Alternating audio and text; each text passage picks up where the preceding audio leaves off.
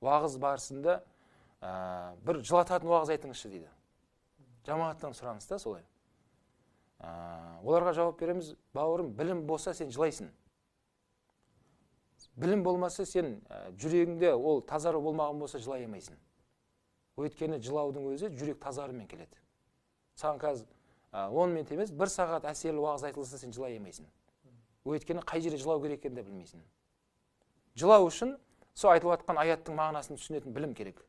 Ал білім алу арқылы ғана жүрегіңіз тазарады. Бұл Али радхiyallahu анхудың сөзі.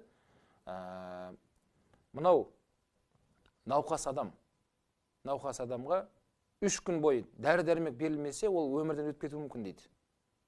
Егер Алла Тағала оның өмірін ұзартпаса, ол өтіп кетеді дейді. Сол секілді жүрек те сондай дейді. Жүрекке 3 күн ішінде білім, оған даналық, хикмет берілмесе, жүректе өліп қалады деді. Алидің сөзі.